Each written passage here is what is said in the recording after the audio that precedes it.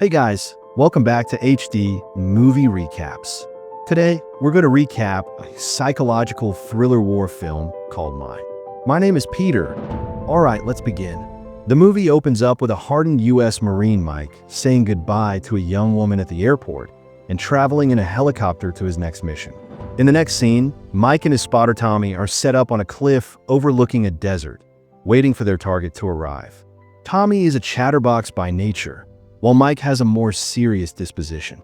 They notice multiple people on foot on one side and multiple armed vehicles on the other. Approaching Mike's target is a 65-year-old terrorist, Tommy, in the voice over the radio. Try to get Mike to make the hit. He realizes that the group has gathered for a wedding and the target might be the groom's father. Matters are further complicated when the groom and bride block the target. Mike is ordered to take out the groom to get to the target, but he can't bring himself to take an innocent life. Mike lies to his command center that he lost the target. The duo are then spotted by armed men protecting the ceremony. Gunfire follows. The target immediately flees while Mike and Tommy are forced to retreat as armed men start chasing them. While running, they damage their jeeps and hide behind a rock formation. The armed men start walking towards the rock when Mike quickly creates a clever distraction to send them in the other direction.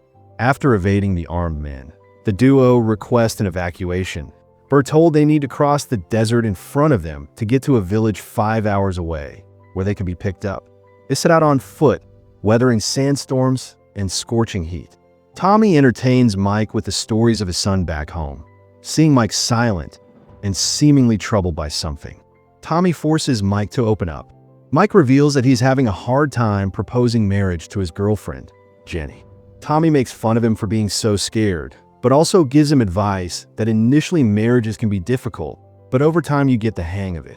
While passing through the desert, wind brings a warning sign flying right beneath their feet. Mike takes the sign seriously, recalling that 3 million landmines have been buried in the desert in the last 40 years. Tommy assures him it's just a barber trick to keep enemies away. Mike is still proceeding cautiously, his mind preoccupied with the warning sign. Tommy walks backwards, carefree, a few yards in front of Mike, taking lighthearted digs at Mike for being an overthinker. Suddenly, a click sound is heard and an explosion follows. Tommy had stepped on a landmine as he goes temporarily deaf. Mike takes a step towards Tommy and hears another click where his foot has just landed. He freezes in shock. The sound from the blast starts to clear out. Tommy has survived the explosion, but his legs below the knees have been amputated. Tommy screams and quivers in pain. Mike, unable to move himself, struggles to calm Tommy down when nothing seems to work. Mike brings up Tommy's son, which gives him some motivation, and he's able to inject himself with the morphine that Marines carry in their front pocket. Tommy then tries to reach his radio, but the pain again takes over him, seeing his partner in pain. Mike offers to take his foot off the landmine in order to help Tommy. Mike speculates that perhaps the landmine he stepped on is old and defunct. Tommy warns him not to, and in order to dissuade Mike, he pulls out his gun and aims it at his head. He tells Mike that he must survive no matter what and shoots himself. Mike helplessly screams in grief. He is stuck in the desert all by himself, unable to move. He soon gets tired of standing and gets on one knee. Mike realizes he must somehow fetch the radio, lying next to Tommy several yards away. He ties his shoelace to an axe to pull the radio back towards himself. However, he learns that the radio's battery is dead and the spare is on Tommy's body. Mike is dejected but thinks of another plan. He makes a makeshift arrangement to charge the radio using solar power. Mike is then able to contact his superiors. He requests immediate evacuation, but he is told that rescue choppers can't fly to his location because of frequent sandstorms. If it all goes well, a convoy will rescue him in about 52 hours. Mike gets frustrated by the response. The major then suggests Mike try digging a ditch and jumping in it, which would only result in a non-life-threatening limb loss. Mike decides to tough it out and wait for rescue, setting a countdown on his watch. Then another massive sandstorm hits full force. He manages to wait it out without moving from his spot. Once it's over, the first thing he realizes is that the storm has brought Tommy's body and therefore the spare battery right next to him. Yet the radio has drifted too far from his reach. Hours pass by. Mike runs out of water and gets increasingly desperate, and at times wanders about shooting himself dead. He then notices a Berber coming towards him, walking in a zigzag. Mike tries to warn him about the landmine, but the Berber imitates his actions, seemingly making fun of him. Mike tries to explain his ordeal to the Berber man, but he insists that Mike must take the next step. He then takes Mike's water flask and disappears into the desert, completely dehydrated and desperate. Mike proceeds to drink his piss when he notices a little Berber girl coming his way, bringing back his water flask. She hands it to Mike, and to his relief, it's full with water. Although the girl never speaks using her toy soldiers, she too seemingly tells Mike that he has to step off the mine and move on. Mike tells her that he can't move and asks the little girl to fetch him his radio, but the girl doesn't understand. Desperate Mike gets too loud, scaring the girl away. Soon the night falls and the temperature starts to drop. Mike lights a fire to keep himself warm. He starts hearing noises of wild animals. He takes out his phone and looks at the pictures of his girlfriend to keep himself distracted. He finds a video from his girlfriend. In the video, Jenny tells Mike that she is waiting for him. Mike must win the war and come back to her as soon as possible. Mike begins to get emotional. He is afraid that he might never see his girlfriend again. Tired of everything happening to him, he starts to fall asleep, but he snaps out of it to find that the fire has died out. He finds himself surrounded by wild animals. He tries to scare them with his gun, but fails. The animals drag Tommy's body away. One animal starts to proceed towards him, but using his torchlight, Mike shoots the animal with his gun. The animal lands on a landmine, causing an explosion and scaring the other animals away. The morning arrives, and the same Berber man again drops by. He tells Mike that he is very lucky that he has survived thus far. Even after stepping on a landmine and spending a night in the desert with wild animals, he once again suggests that Mike step forward. But Mike doesn't comply.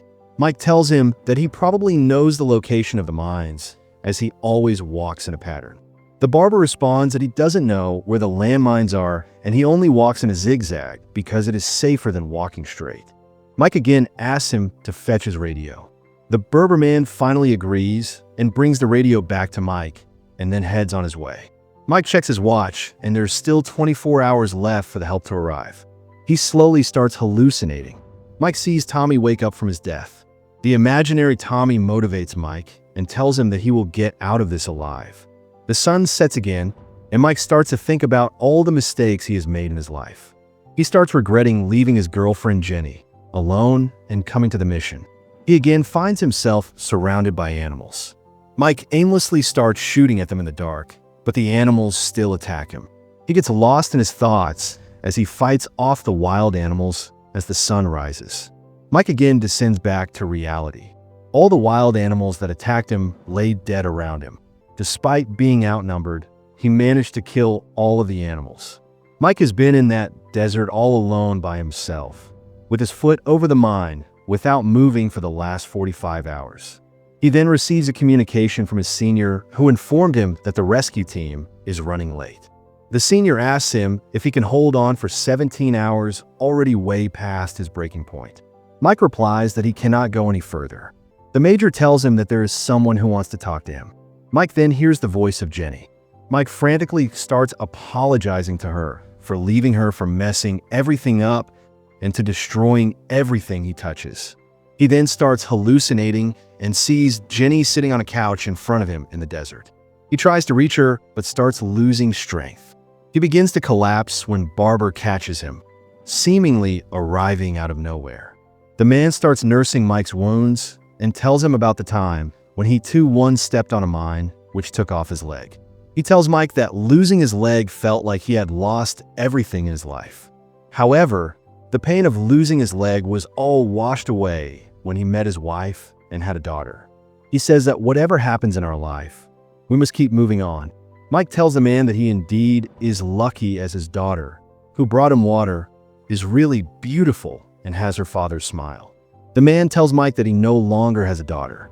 She died in a mine explosion during one of their father-daughter excursions to dig out mines and replace them with tin cans.